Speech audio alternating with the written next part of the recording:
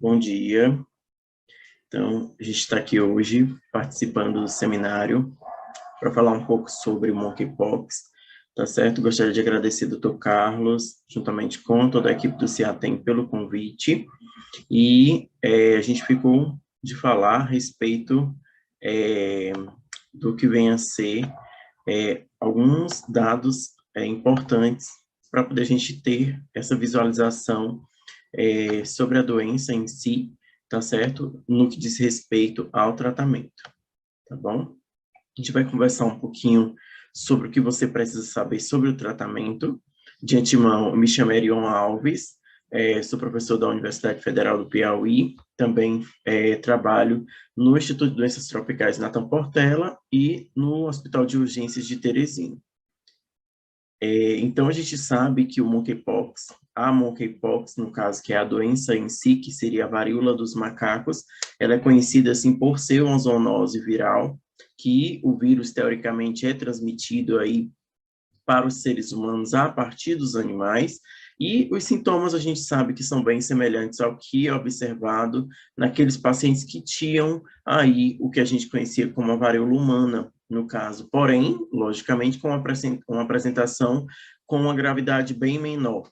Lembrando aqui a todos vocês que é causada pelo vírus monkeypox, que é um vírus de DNA de fita dupla, envelopado do gênero ortopoxvírus, da família Poxviridae, tá?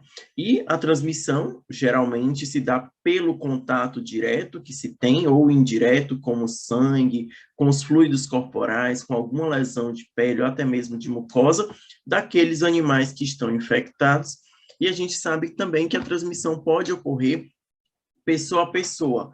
Logicamente, seria aquele contato mais próximo com as secreções que estão infectadas, principalmente secreções respiratórias, também as lesões de pele, que a gente sabe, e com objetos ou superfícies que estejam contaminadas, tá certo? Também a gente tem que lembrar que a contaminação pode ocorrer transmissão vertical e até mesmo durante o pós-parto, e esse período da doença se encerra geralmente como a varíola humana. A gente tem aí também quando se encerram as crostas das lesões, quando elas desaparecem. O período de incubação geralmente é de 6 a 13 dias, podendo variar aí até 21 dias, e geralmente a gente divide essa clínica do paciente em dois períodos, onde o primeiro período é aquele do início até 5 dias, que seria o período febril. O paciente começa a apresentar quadros de uma infecção viral, uma febre, uma cefaleia intensa, inchaço dos gânglios, que a gente fala que é adenopatia, uma dor nas costas, uma mialgia, que são dores musculares, e até mesmo aquela fraqueza intensa, que é a falta de energia que eles comentam. Lembrando sempre que a adenopatia, que seria esse inchaço desses gânglios linfáticos, que pode ser região cervical, região inguinal, também é um sinal importante para o diagnóstico diferencial com outras doenças que venham, por exemplo, a aparecer com os mesmos sintomas, como a própria varicela e até mesmo o sarampo.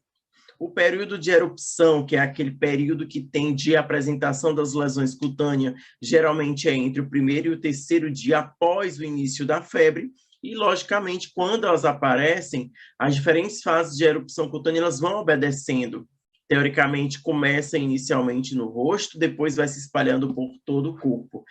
Inicialmente, ela inicia com uma mácula, evoluindo para pápula, vesícula, pústula, onde pode ocorrer as infecções secundárias, que é o que a gente vai falar mais à frente, que pode ser algo que necessite de um tratamento específico, e as crostas, que é aquela finalização da doença, que geralmente ocorre em torno do 10º dia, onde elas secam e elas caem por si só.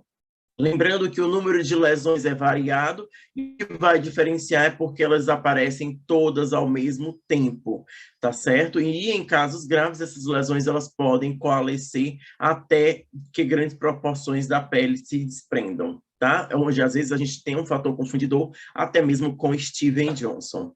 E aqui é somente umas imagens para poder a gente tentar relembrar essas lesões que podem aparecer. São lesões bem semelhantes umas às outras, não tem aquela discrepância de lesões, tá certo? E podem acometer inicialmente o rosto e depois os demais partes do corpo. E lembrando que geralmente graças a tudo isso, é uma doença autolimitada, ou seja, de 2 a 4 semanas aí eu tenho para poder esse paciente ter uma evolução. Logicamente, os casos mais graves estão limitados às crianças e também, logicamente, quanto à extensão de exposição do vírus, não lembrando também, não deixando de lembrar também o estado de saúde do paciente e a natureza das complicações que é o que a gente tem. E quais seriam, então, as complicações que a gente poderia ter? Que isso sim, isso seria o fato da gente entrar com o tratamento em si, que seriam as complicações, que seriam as infecções secundárias, que eu falei para vocês anteriormente, que se referia àquelas infecções das lesões, broncopneumonia, quadros sépticos, encefalites e também, logicamente, aí, infecções de córnea, que, por consequência, poderia ter perda de visão. O diagnóstico é clínico. Teoricamente, eu vou ter que avaliar o paciente clinicamente. E não esquecendo aí das outras patologias, como varicela, como sarampo, como as infecções bacterianas de pele, a escabiose, que é a nossa famosa sarna, a sífilis, certo? Principalmente secundária e terciária, e as reações alérgicas, que a gente também não pode esquecer, porque a gente tem muito, realmente, principalmente como eu falei com vocês, fator confundidor com até mesmo Steven Johnson. A adenopatia, durante esse período prodrômico da doença, ela pode ser uma característica que vem a distinguir a monkeypox das outras doenças, e no Brasil, também a gente tem que lembrar da vacina bovina, que é causada pela vacina vírus, que é a vacina a varíola bovina, cujos sintomas são bem semelhantes também às lesões na pele com o monkeypox. Portanto, o que a gente vai diferenciar seria o contexto epidemiológico que tem que ser apropriado para tudo isso. As lesões de herpes, a gente tem que lembrar principalmente labial, a herpes genital, ou até mesmo zoster, mas lembrando que os zoster ele acompanham um dermátomo, se assemelham àquelas de monkeypox também, considerando aí um diagnóstico diferencial. Nesse momento, a confirmação que a gente tem para fazer laboratorial é feito por testes moleculares PCR, seguido de técnicas de sequenciamento, tá certo? Então, chegamos à parte que nos compete a tratamento. Então, como eu falei para vocês, em específico, não temos um tratamento para a infecção do monkeypox ainda, tá certo? O que a gente sabe é que os sintomas geralmente desaparecem naturalmente, essas erupções a gente tem que sempre lembrando de deixá-las, secá-las naturalmente, não cobrir com um curativo muito úmido e sempre procurar deixar aquela área afetada o mais exposto para poder deixar o natural acontecer. Orientar também a não tocar na boca, nos olhos. Além disso, o cuidado do aquele paciente que está hospitalizado tem que ser otimizado, com alívio dos sintomas, gerenciar qualquer tipo de complicação que venha a ter, prevenir as sequelas a longo prazo, também, logicamente, a prevenção das infecções secundárias. E o que a gente sabe é que o antiviral que está sendo desenvolvido para tratar a varíola, que é o Tecovirimat, certo? Que é comercializado como TPOXX, também foi aprovado agora em janeiro de 2022, e eu vou falar um pouquinho sobre ele, que é o que a gente tem realmente de palpável para falar para vocês, o Tecovirimat, tá certo? Lógico, como é que funciona, então, o Tecovirimat? É um medicamento antiviral, logicamente, porque a doença é causada por um vírus, onde ele vai ter a capacidade de reduzir a ação desse vírus no nosso organismo, tá certo? E, teoricamente, o combate a essa infecção é feito através de quê? De um bloqueio. O bloqueio na invasão das células, ou pelo menos enfraquecer ali com que o vírus não se replique, não se multiplique, tá certo? E ações que contribuem também para impedir a evolução e o agravamento da doença. Lembrando que os antivirais eles devem ser utilizados na fase inicial da infecção, não adianta eu utilizar naquela fase onde o paciente já vai estar com fase crostosa, teoricamente, tá certo? Principalmente ali no período do 1º ao 5º dia. E, lógico, a maior eficácia vai estar associada à presença da maior quantidade de vírus circulando, ou seja, uma carga viral. Uma carga viral alta, para mim, é comum no início da infecção, tá certo? Lembrando que a apresentação dele seria aí a cápsula de 200 miligramas, também presente a apresentação endovenosa, e tem que ser considerado, logicamente, para o tratamento das pessoas infectadas com a varíola do macaco, como doença grave, nos casos hemorrágicos, as lesões graves, no caso, pacientes sépticos com quadro de encefalite, também tem que ser considerado o tratamento. Nos recém-nascidos, nas crianças, gestantes e pessoas com alguma imunodeficiência, podem estar em risco também para desenvolver sintomas mais graves e mortes da varíola do macaco, também deve ser indicado. E lembrando que pode se agravar pessoas que têm histórico também de dermatite atópica prévio, paciente que tem já alguma condição esfoliativa ativa na pele, como eczema, pacientes grandes queimados, com acne severa e até mesmo infecções pelo herpes simples. Lembrando também que o antiviral, ele pode ser indicado em indivíduos que tenham uma ou mais complicações, como as infecções bacterianas secundárias, as gastroenterites, com evolução com náusea, com vômitos graves, diarreia, desidratação e até mesmo outras comorbidades. O tratamento de suporte, teoricamente, na maioria dos casos, não requer um tratamento de internação.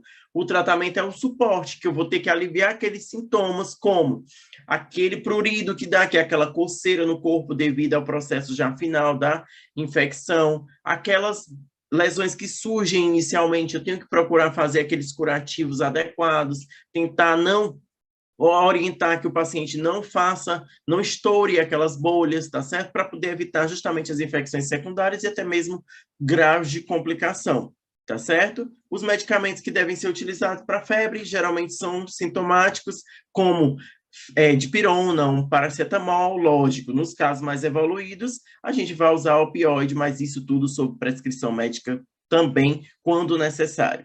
Tá certo? Lembrando que, como eu falei, as lesões podem surgir por todo o corpo, então, se aqueles pacientes têm lesões principalmente em áreas genitais ou anais, podem lembrar sempre a eles que podem vir a ser dolorosas e limitar até mesmo atividades, tá certo? Logicamente, o paciente, assim, tem que ser internado. E esses centros de internação, eles criam protocolos próprios para o manejo da dor, porque vai depender muito da intensidade, de como ele vai evoluir, se eu tenho como fazê-lo apenas com analgesia via oral, tá certo? Ou tenho que fazer um ajuste, ou tenho que fazer endovenoso. Então, tudo isso vai tendo que ser observado diariamente com a evolução do paciente. Tá certo? Então, lembrando sempre, evitar tocar as lesões, não arrancar as crostas para que estão formadas nas feridas, e reforçar sempre a higienização da pele, sempre atenção para aquelas áreas mais sensíveis, principalmente a área genital, tá certo? Evitar a exposição ao sol e sempre, se tiver algum grau de piora, procurar o atendimento médico, tá bom? Quanto à questão da vacinação, só lembrando que a vacinação também demonstra que pode ajudar a prevenir, certo? A doença, ou proteger, tem uma eficácia de em torno de 85%. Lembrando que as pessoas que são vacinadas contra a varíola em si, demonstraram no passado ter alguma proteção contra o monkeypox. No entanto, a gente sabe que essa vacinação contra a varíola terminou lá na década de 80, depois que a doença foi declarada erradicada, tá certo? No caso, se foi erradicada, as vacinas, teoricamente, não estão mais disponíveis no mercado para a população em geral. Como esses casos são esporádicos, bem raros de monkeypox, a vacinação mundial não é indicada, até porque hoje não existem vacinas contra o monkeypox registradas no Brasil, tá certo? Então, cabe a gente orientar também as medidas de precaução. Lógico, além daquelas de padrão, né, precaução padrão, eu tenho também que tomar cuidado com as precauções de contato, por causa das lesões, precaução de gotícula, porque a gente sabe que tem também, e por aerossóis. Lógico, isso é algumas formas específicas. Então, se a gente tem que ter esse cuidado, tudo isso deve ser implementado em qualquer paciente que chegue em qualquer serviço de saúde, porque eu tenho que lembrar das formas de transmissão do monkeypox, tá certo? Então, eu suspeitei, então, durante todo esse momento, eu tenho que considerar medidas de precaução, seja ela padrão, seja ela de contato, de gotículas e até mesmo de aerossóis, tá certo? E atenção, essas precauções elas têm que ser mantidas, implementadas também em todas as unidades de saúde, não somente nas unidades de internação, mas também na atenção primária, nos ambulatórios, certo? Juntamente com a precaução padrão, as precauções de outras formas de transmissão, como contato, de gotículas e aerosóis, têm que ser implementadas também para controle também da infecção, tá certo? E o isolamento dos pacientes, teoricamente, a gente sabe que tem o que fazer, tem que ser realizado, preferencialmente em um quarto que seja somente para ele, privativo, com uma porta fechada e bem ventilado, porque o ar-condicionado também tem que garantir essa exaustão adequada, ou até mesmo quadros em que você tem apenas hospitais com as janelas, tem que ser mantidas abertas, não tem aquele ar-condicionado adequado, reduzir a circulação dos pacientes e, logicamente, nós profissionais o mínimo possível, e qualquer procedimento que possa gerar aerosóis, eles devem ser realizados principalmente naqueles locais que a gente tenha isolamento respiratório com pressão negativo e o filtro EPA, que é aquele filtro que tem uma alta eficácia, uma alta eficiência de filtrar aquelas partículas que são por menores possíveis, tá certo? E lógico, se eu não tenho, eu tenho que me adequar para isso. Então, se eu não tenho esse tipo de unidade adequada, eu coloco o paciente num quarto individual, bem ventilado, arejado e, lógico, com portas fechadas e restringe o máximo de pessoas que tiverem ali circulando, tá bom? E, logicamente, a gente tem que sempre orientar esse paciente a usar máscara cirúrgica, que esteja bem ajustada à face. Isso, pessoal, não só protege contra o monkeypox e todas as outros tipos de infecções que a gente possa ter aí por transmissão de gotículas ou até mesmo de aerosóis, tá certo? Sempre realizar a higienezinha respiratória, ou seja, lavagem do nariz, tá certo? A etiqueta da tosse, sempre procurar colocar a mão ao tossir ou colocar aqui o cotovelo também e cobrir as lesões que estejam expostas, para que quando outras pessoas estiverem no quarto, ou se tiver de fazer algum transporte, não entre em contato, tá bom? A duração do isolamento, teoricamente, a gente sabe que é até o completo desaparecimento das crustas e lesões, tá certo? Logicamente, uma nova camada de pele já vai se formar, porque a gente sabe que esse é o período que se encerra a transmissibilidade, tá certo? Porém, a gente, mesmo depois de todo esse período, tem que manter os cuidados ou as precauções de padrão, tá bom?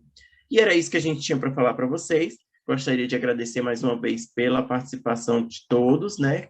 E muito obrigado.